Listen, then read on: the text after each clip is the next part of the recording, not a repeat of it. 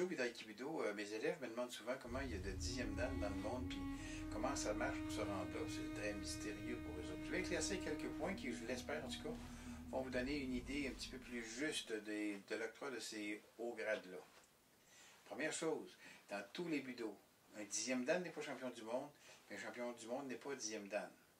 Peut-être qu'il va le devenir, mais ça ne sera pas tout de suite. D'ailleurs, en judo, il y a eu un seul champion du monde qui est 10e dan, jusqu'ici en tout cas, c'est le Hollandais Anton Geesink. Puis Geesink, il ne l'a pas eu le lendemain. Il a fallu qu'il attende 36 ans après son championnat du monde pour qu'on le nomme. Il a gagné en 61, puis il a été nommé en 1997. Un autre exemple qui est encore plus probant, si on veut, c'est celui de Toshiro Daigo. Toshiro Daigo, qui était 6e dan en 51. Il était aussi champion du Japon en 51 et 54. Et puis, il a été nommé 10e dan en 2008, soit 57 ans après son premier championnat. On peut dire que c'est un bail. On peut dire que c'est un puissant bail. Le judo est de loin l'art martial qui est le plus sévère quant à l'octroi des grades élevés, là.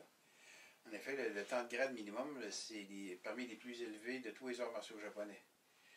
Remarque que le kendo est très sévère aussi sur ce point-là. Une chose que j'ai remarqué aussi, c'est qu'il y a plus de 10e dan de karaté aux États-Unis qu'il y en a eu dans toute l'histoire du judo.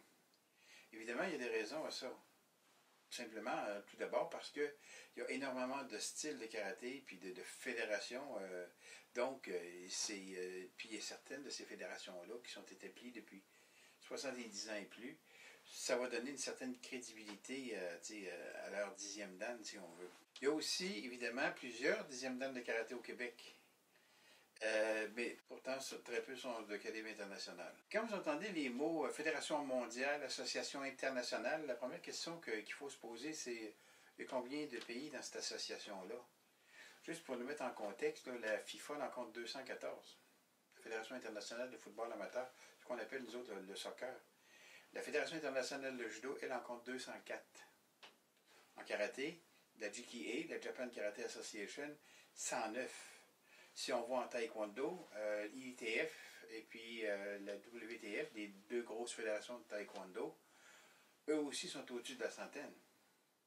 Il faut se rappeler une chose. Pour être international, ça ne prend que 2 pays. Mais il faut dire aussi que quelques bouffons qui se nomment 10e dan eux autres mêmes, ça existe énormément en karaté et malheureusement au judo aussi, mais ça à un degré beaucoup moindre. Contrairement à ce que j'ai entendu souvent, Maître Kano n'est pas 12e dan. Il n'a jamais été 12e dan. Et puis il n'existe pas de ceinture blanche large non plus. Ça, c'est des mythes. Le Kodokan est formel là-dessus, puis la Fédération internationale de judo est formelle là-dessus. Mais pour en venir à notre vidéo d'aujourd'hui, vous allez voir apparaître leur photo du 10e dan, puis un résumé de carrière. Mais je ne vous ferai pas l'injure de lire le texte à votre place. Je ne ferai pas ça. Parce que je pense que réciter des noms avec des dates et des dates de promotion, ça risque d'être plus ennuyeux que d'autres choses. Moi, en 60 ans de carrière dans le milieu des arts martiaux, j'ai eu le plaisir d'en rencontrer 7 10e dan. 6 en judo puis 1 en kobudo, maître Yoshio Sugino. C'est pourquoi je vais vous raconter ce que je sais sur ces maîtres-là, qui sont aussi et surtout des humains, il faut se le rappeler, avec leurs qualités, mais aussi leurs défauts. Une chose, par exemple, qui est commune à tout ce beau monde-là, c'est que ce sont toutes des personnalités absolument fantastiques, des très fortes personnalités. 5 proviennent du Budo Kukai, il y a 3 centenaires, Keiko Fukuda, l'américaine, George Kerr, l'écossais, puis Yoshi Uchida, un autre américain, qui lui est né en 1920, qui est toujours vivant. De ces 23 personnes-là, il y en a juste 15 qui sont reconnues par le Kodokan, dont 3 qui ont été promus par Shigeru Kano lui-même. Remarque, ça ne veut pas dire que les autres ne sont pas valables. On va commencer avec les 3 nommés par Kano. Le premier, Yoshitsugu Yamashita, on l'appelle aussi Yoshiaki. Les prénoms et les noms japonais, des fois, ça change beaucoup. Lui a été promu à titre posthume. Il faut savoir qu'il a été le premier 10e dan de tous les arts martiaux. Ça, c'était à cause de l'implantation par Kano du système des Kyu, qui est des dan, qui venait en remplacement des titres et des licences de type Anshi, Renshi, Shihan, etc. Il faut remarquer aussi que ces licences-là, ces titres-là sont encore utilisés de nos jours dans certains arts martiaux, notamment en karaté puis en aïkido. Mais ça, ils font ça de concert avec les dan. de concert avec les dames. Ce qu'on peut rajouter sur Yamashita Yoshiaki ou Yoshitsugu, c'est qu'il a fait partie des Shitenno, c'est-à-dire il était un des 4 gardiens du Kodokan. Mais pour être un des gardiens du Kodokan dans ces années-là, les premières années, là, il fallait être de rudes combattants. Le deuxième nommé par Kano, c'est Hajime Isokai. Lui a été promu en 1937, il est mort 10 ans plus tard, et c'est un des professeurs du célèbre Butokukai de Kyoto. C'est un spécialiste au sol, puis du Kosen Judo. C'est un fils de samouraï, puis disons qu'il en avait une mentalité. Puis le dernier qui a été nommé par Kano, il s'appelle Hidekazu Nagaoka. C'était un spécialiste de Sutemi. En fait, c'est un spécialiste de Yoko Sutemi. Mais il avait développé cette spécialité-là avec un gars qui s'appelait Kensaburo Noda. Ça, c'est un professeur de Kito-ryu Jujutsu. Et le Kito-ryu, c'est un des styles de judo qui a été étudié par Maître Kano. Et il était considéré comme un prodige technique. On remarque que quand on est 10e dan, tôt ou tard, il faut avoir été prodige. Okay? Ce qui est intéressant aussi sur Nagaoka, c'est qu'il a aussi enseigné à l'université de Chuo. Ça, l'université de Chuo, c'est pas n'importe quoi. C'est l'université qui a formé des gars comme Isao Kano, Shinobu Sekine, et plus près de nous, un certain Hiroshi Nakamura. Okay? Et aussi, Nagaoka a enseigné au futur 10e dan Ishiro Abe. Et M. Nagaoka est malheureusement décédé en 1952. Le prochain à être nommé, puis il est nommé par le Kodokan, c'est Kiuzo Mifune. À la mort de Kano en 1938, c'est un peu lui qui a pris le leadership au Kodokan. C'était un homme autoritaire. Il était respecté, mais surtout, il était craint. On le craignait parce qu'il avait très mauvais caractère. Par contre, il était très ouvert avec les étrangers. Il a enseigné à mon premier professeur de judo, M. Armand Wattier. M. Wattier avait été faire des stages au judo plusieurs mois en 1949. Disons qu'il allait faire du judo en 1949 au Japon, quand il était nord-américain. Ça prenait beaucoup de courage. Disons ça comme ça va être mieux. On sait que Mifune était assez turbulent dans sa jeunesse. Assez turbulent. En fait, il était toujours accompagné de son senpai, qui était Sakujiro Yokoyama. Et Yokoyama était surnommé le démon du Kodokan. C'était un des 4 gardiens, justement. Et puis, disons qu'ils se sont souvent coltaillés dans des restaurants puis dans des bars. M. Yokoyama aimait les restaurants, disons. J'ai une vidéo sur ces deux messieurs-là qui va être disponible en automne 22. Peut-être que si vous regardez cette vidéo-ci après l'automne 22, c'est déjà disponible. Il a aussi enseigné, entre autres, à Charles Palmer. Charles Palmer, comme on sait, il va être le futur président de la Fédération internationale de judo. Et puis Maurice Gruel. Maurice Gruel, c'est le coach de l'équipe de France des années, mettons, 65-66 jusqu'en milieu des années 70. C'était un monsieur extrêmement coloré. Le prochain, c'est toujours dans l'ordre chronologique, ou à peu près, c'est Kunizaburo Iizuka. Lui, Iizuka, il a enseigné le judo au professeur de haut niveau de judo. Il a enseigné au 4e, 5e dan à Kagoshima. Ce qui est particulier, c'est qu'en 1899, et ça jusqu'en 1906, il est demeuré comme prêtre Shinto au lycée de préfectoral de Shuyukan. Après la guerre russo-japonaise, ça c'est en 1906 que ça s'est terminé, il a enseigné 38 ans à l'université de Keio.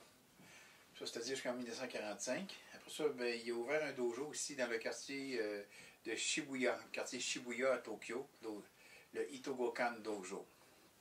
Le prochain qu'on va nommer, c'est Kaichiro Samura. Je n'ai pas beaucoup d'informations sur Samura Sensei, sinon qui était au Butokukai et qui a travaillé pour le judo policier. Quand on travaille au Butokukai, on travaille pour le judo de la police puis le judo de l'armée. Ça fait partie, c'est un petit peu ça, l'idée du Butokukai. Le prochain, c'est Shotaro Tabata. Lui, il était nommé assistant instructeur d'Hajime Ozogai au Butokukai dans la division du Bujutsu.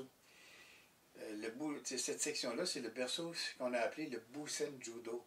Puis le Busen Judo, c'est un judo qui était pratiqué de façon extrêmement fanatique. C'était très très dur sur le plan physique et sur le plan mental. En vieillissant, il est devenu, il s'est ramolli un peu, il s'est adouci un peu, devrais-je dire. Puis il est devenu professeur au Kosen Judo en décembre 1910. Il était aussi président de l'association de judo de Kyoto en 1948. Je n'ai pas beaucoup d'informations sur le prochain qui s'appelle Kotaro Okano. On sait qu'il vous voyez, il est né en 1885 et est mort en 1967. Le prochain, par contre, j'en ai. C'est Matsutaro Shoriki. Ça, c'est tout un personnage. Quel parcours! Vous voyez, le parcours est assez complet. C'est un homme d'affaires brillant, c'est un politicien. Mais ce qu'on peut rajouter sur ce personnage-là, c'est que c'est lui qui, en grande partie, a financé l'agrandissement de l'actuel Kodokan. Et ça, c'est beaucoup. C'est celui qui a fait mettre les étages là-dessus. C'est pas rénover un chalet, ça a pris des millions de dollars. Il a aussi, en 1934, été victime d'une tentative d'assassinat. Hein? Parce qu'il avait autorisé, il avait le droit parce qu'il était député au Parlement japonais, une équipe américaine a joué au baseball au stade Jingu, qui était considéré comme un stade sacré. Et ça, et ce qui est moins connu, mais ça a été néanmoins révélé par l'historien John Stevens, c'est que Shoriki a été condamné pour crime de guerre en 1945. Il était classé comme criminel de classe A.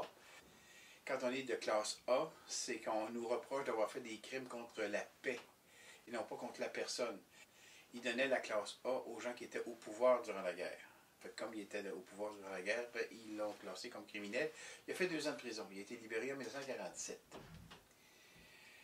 Ce qui est encore plus étonnant, en tout cas, c'est qu'il y a des documents classifiés à Washington qui nous a permis d'apprendre qu'il était un agent de la CIA qui avait été chargé via sa télévision et ses journaux de faire accepter l'idée des centrales nucléaires au Japon avec des technologies américaines. Les Japonais n'étaient pas nécessairement friands des Américains et n'étaient pas nécessairement friands du nucléaire non plus. Les 2 prochains, ça aussi, je n'ai pas beaucoup plus d'informations que ce que j'ai trouvé, c'est affiché. On parle de Shozo Nakano et de Tamio Kurihara. Ce que je sais, c'est qu'il a fait un livre avec un M. Wilson, un Anglais. J'ai le livre ici. On va passer à Sumiyuki Kotani, qui est né en 1903, qui est mort en 1991. Il a été nommé 10e dan en 1984. Lui, c'est intéressant parce qu'il a fait des Olympiques de 1932 en lutte. Ce que j'ai lu dans la revue Judo, Kodokan des années 50, que j'ai ici, c'est des vieilles revues. Il cherchait toujours, même quand il était pas encore ceinture noire, puis il cherchait toujours le plus fort du moment dans le dojo, puis il allait le challenger. Disons que, comme on dit au Québec, il mangeait une volée, là, mais c'était pas grave. Pour lui, c'était sa façon de s'entraîner. Il fallait qu'il se confronte au plus fort du dojo. Ce qui est à noter aussi, c'est qu'il a accompagné Jigoro Kano dans ses voyages à l'étranger. Il servait de hockey. D'ailleurs, on a des photos de ça, notamment lorsqu'il est en Allemagne. Puis, M. Kotani est venu au Québec en 1969, au dojo de M. Damblanc, au dojo à Kudokan. Malheureusement, j'ai manqué cette rencontre-là. On arrive à Toshiro Daigo. J'ai eu le plaisir de rencontrer Toshiro Daigo à Tokyo en 2003. C'est un monsieur c'est un prince, c'est un monsieur très digne. Mais il était très près des gens, il était très sympathique. Daigo, il est surnommé Monsieur Kodokan. En 1951, il a 24 ans, il est 6e dan, il est champion du Japon. Au même moment, l'Union européenne organise les tout premiers championnats d'Europe et invite Rizei Kano, ça c'est le fils de Jigoro, on le sait, mais qui est président du Kodokan et aussi président de la nouvelle fédération internationale qui vient d'être créée. À la fin de la compétition, la France a invité Daigo à combattre une ligne des 10 meilleurs combattants de France. Daigo s'est exécuté, ça n'y a pas pris beaucoup de temps, il faut dire, en 5 ou 6 minutes, l'affaire était réglée, sauf un. Il y a un combattant qui y a tenu tête. Ce combattant-là, il s'appelle Jean de Hert, et il a tenu Daigo 20 minutes de temps. Le combat a duré 20 minutes, à la suite de quoi, c'était nommé, il y a eu un match nul. Rizei Kano lui a donné, à la suite de ça, le 4e dan. Shurabe, c'est l'élève de Hidekazu Nagaoka. Lui, il est venu à Toulouse, en France, comme boursier du Shudokan. Le Shudokan, c'est un centre culturel important qui a été fondé par Robert Lasserre, un pionnier du judo français. En 1951, il est envoyé officiel du Kodokan. Évidemment, sa présence en France va déranger Kawaishi, parce que Kawaishi, c'est un monsieur qui tenait ses gens serrés. Il était assez contrôlant, Maître Kawaishi. Puis ensuite, ben, un technicien de cette valeur-là, ça va attirer bien des experts. Il y a bien des experts qui vont être intéressés à savoir ce que ce monsieur-là a à dire. Entre autres, il a attiré Lucien Levanier. Lucien Levanier, que vous ne connaissez pas, mais que c'est un pionnier du judo en France. C'est le professeur de Tony Tortolano, lui-même pionnier du judo au Québec. Il est très, très connu. C'est le professeur de mon deuxième professeur de judo. C'était un ami personnel. Et aussi, il y avait Guy Pelletier, le français Guy Pelletier, 9e dan, qui était un monument de judo. Jacques Bello, qui était Jacques Belot, devrais-je dire, qui était le capitaine de l'équipe de France. Mais comme il y avait des tiraillements, il va rester juste 2 ans en France, à la suite de quoi il va s'installer à Bruxelles, en Belgique. Yoshimi Ozawa, lui, est né en 1926. Il est champion de Tokyo toutes catégories à 65 kg et 1m68. C'est pas très gros tout ça. À 60 ans, Ozawa Sensei combattait encore dans les grandes universités. Puis il allait se coltoyer avec les athlètes des universités au Japon. C'est pas des enfants de cœur là-bas, c'est pas des deux de pique, les étudiants des universités japonaises, dans les équipes japonaises des grandes universités. Là. Ils faisaient des balayages. Puis Isaguruma. Il était un fait unique aussi, il était favori pour gagner les paris sportifs. Il était sur les paris sportifs, puis il était favori pour gagner le championnat du Japon de judo. Parce que dans la même année, il avait battu Matsumoto et surtout, il avait battu Masahito Kimura. Puis il faut savoir qu'il y a juste 3 personnes qui ont battu Kimura dans toute sa carrière, M. Kimura. Ozawa, c'est une personne extrêmement discrète. Il y a très très peu de documentation sur lui, très très peu de photos. Ça clôt ce que les Japonais ont donné comme 10e dan. Mais il y a aussi la Fédération internationale qui en a décerné des 10e dan. Le premier, ben, c'est Anton Gesink. Anton Gesink est né en 1934 et qui est mort en 2010. J'ai eu le privilège de rencontrer Gesink à plusieurs reprises. La première fois, c'était à Chicoutimi.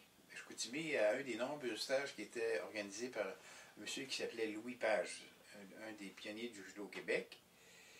Puis je me souviens, à un de ces stages-là, je me souviens, pas si c'est le premier, deuxième ou troisième, ça n'a pas d'importance, mais il y avait une équipe d'Allemagne junior, il y avait quelques Japonais, il y avait des Anglais, des Anglais de l'Ontario. Et Gesink nous a adressé des mots de bienvenue en français, en anglais, en allemand, en japonais. Il faut le faire, hein?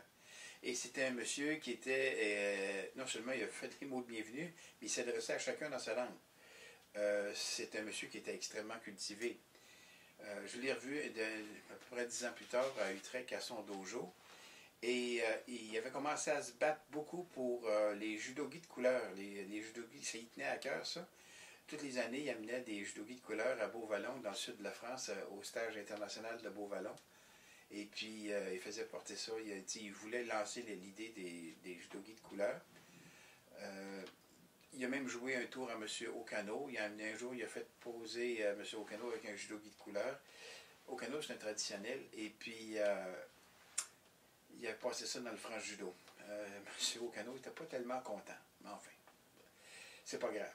Mais finalement, finalement, son idée a passé.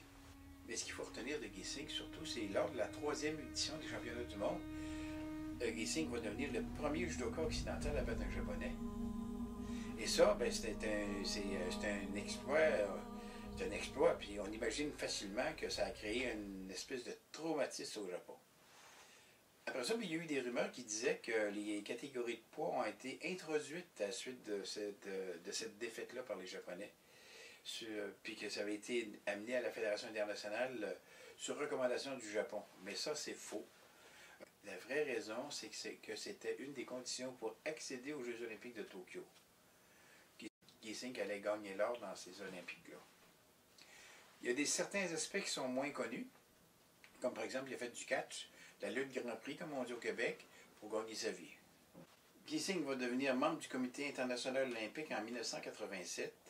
Il y a un bémol à ce sujet-là parce qu'il a été suspecté d'avoir accepté des cadeaux par les villes qui sollicitaient l'obtention des Jeux. Il y a eu une enquête et en 1992, l'enquête a conclu qu'il a été blanchi complètement. Mais même blanchi, ça l'a beaucoup atteint. Ça a atteint sa réputation et ça l'a beaucoup atteint. 1997 que la Fédération internationale de judo va lui attribuer le 10e dan. L'autre Hollandais qui est 10e dan, il a un nom absolument imprononçable, je vais essayer de le dire, là. Jap Noerlaerts de Hage. C'est un gars qui était né en 1917, puis mort en 2016. Ils vivent vieux, les judokas, hein? En tout cas, j'espère que j'ai bien prononcé le nom. Je n'ai pas d'autres informations sur ce monsieur-là, sinon qu'il a été impliqué dans la fondation de la Fédération internationale de judo, Fédération internationale de judo et aussi la Fédération hollandaise de judo. La FIG a aussi nommé, en même temps d'ailleurs, Charles Palmer. Charles Palmer, ça c'est un vrai British. Charles Palmer, un vrai British, un sens de l'humour unique, un homme qui a fait fortune dans le domaine de la restauration. C'est le deuxième occidental à avoir occupé le poste de président de la Fédération internationale de judo. Moi, je pensais que c'était le premier, mais non. Non. À sa création en 1951, c'était un Italien, Aldo Tori. Il avait occupé le poste assez brièvement parce qu'il l'a cédé à Risa Ikano, qui l'a occupé de 1952 à 1965. J'ai rencontré Charles Palmer en avril 1974 lors de la remise de médaille au British Open de Londres, au Crystal Palace. Et en fait, il m'avait bien impressionné lorsqu'il était descendu de sa Rolls-Royce grise dans le stationnement du stade du Crystal Palace. Évidemment, ce monsieur-là, il a fait beaucoup de stages au Japon, dont un assez long d'ailleurs avec l'ancien coach de l'équipe de France que j'ai parlé tout à l'heure, Maurice Gruel. Ça, c'est dans les années 50. Il faut dire aussi que Palmer et Gruel ont été invités dans le dojo privé de Kyozo Mifune, et ils se sont entraînés là assez longtemps. D'ailleurs, il y a un film qui est disponible. Là-dessus, on peut voir M. Mifune et Maurice Gruel qui font des randonnées. C'est disponible sur YouTube. Il y en a un autre qui n'est pas tout à fait british, celui-là, c'est un Écossais, George Kerr. Je n'ai pas d'autres informations que celles que vous voyez apparaître à l'écran. La Fédération française de judo et discipline assimilée va en nommer deux. Évidemment, on va nommer Mikinosuke Kawaishi, né à Himeji en 1899 et mort en 1969. Il a été nommé 6 ans après son décès, donc c'est en 1975 qu'il a été promu 10e dan. Écoutez, l'apport de Kawaishi est absolument hors norme. Hors norme non seulement pour le judo français, mais pour le judo international. C'était tout un personnage, ce M. Kawaishi-là. D'ailleurs, j'ai fait une vidéo complète qui est disponible sur la chaîne de Martial Manvaux. Et je vous invite à consulter ce document-là. Il y a aussi un autre Français, Henri Courtine. Henri Courtine, un grand champion, très grand champion, un gentleman. C'est vraiment du monde fin, du monde gentil. Courtine va débuter le judo en 1948 au Club français. Écoutez, c'est toute une époque que l'époque de Courtine puis de Pariset. Le judo français, il dominait en Europe un peu partout, là. Excellent technicien. Il a réussi à se classer au championnat du monde. Il a quand même réussi à se classer au championnat du monde. Et en toute catégorie. Puis ça, c'est un poids moyen naturel. C'est un poids moyen naturel. Il faisait 80 kilos. C'est pas un costaud. Il n'était pas aussi costaud que ça. Puis il a quand même battu Anton Gessing. Au championnat d'Europe de 1955 en toute catégorie. Les États-Unis vont en nommer 3. Kaiko Fukuda en 2011. Bon, on va raconter un petit peu son histoire. En 1934, à l'ouverture du nouveau dojo Kodokan du quartier Suidobashi, aujourd'hui, il y a un poulet Kentucky à cette place-là, cet endroit-là. La famille Fukuda avait été invitée. La famille Fukuda, le grand-père avait enseigné à Jigoro Kano. Hachinosuke Fukuda avait enseigné le Jujutsu à Jigoro Kano. Et c'est à la demande de M. Kano lui-même que Fukuda a débuté le judo la même année. Elle va venir aux États-Unis une première fois pour 2 ans en 1954, et puis elle va y revenir définitivement en 1966. C'est la dernière élève directe de Jigoro Kano. Elle n'est pas reconnue 10e dan au Japon, elle est reconnue 9e dan au Kodokan, mais elle est 10e dan aux États-Unis, dans une fédération internationale reconnue. Il y a plusieurs judokas féminins du Québec qui ont eu le plaisir de la rencontrer. Diane Hardy, Monette Leblanc, Gisèle Gravel, Suzanne Arsenault, pour ne nommer que ceux-là. J'en oublie peut-être. Un autre Américain qui a été nommé, qui est c'est le doyen, en fait, il a 102 ans, il vit encore. Il est né en M. Yoshihiro Uchida. Et il y a un militaire, M. Phil Porter. Eux autres, j'ai pas plus d'informations que ce que vous voyez à l'écran. Bon, eh bien, j'espère que ça vous a plu. Je pense qu'on a fait le tour un peu des 10e dan officiels du judo dans le monde. Si vous avez aimé, donnez-nous un pouce en l'air, ça va nous aider. N'oubliez pas d'activer les clochettes pour recevoir les nouveaux films au fur et à mesure que ça sort. On en sort un par semaine. Partagez ces vidéos-là avec votre entourage, avec vos amis, avec votre prof, avec tout le monde. N'oubliez pas surtout de vous abonner à Martial Manvôtre. En attendant, faites attention à vous et à la prochaine.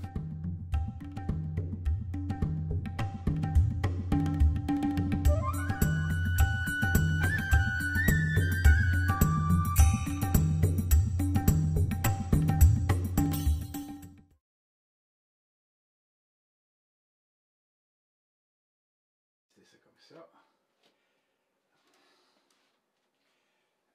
Alors voilà, fait que là, j'essaie encore une fois.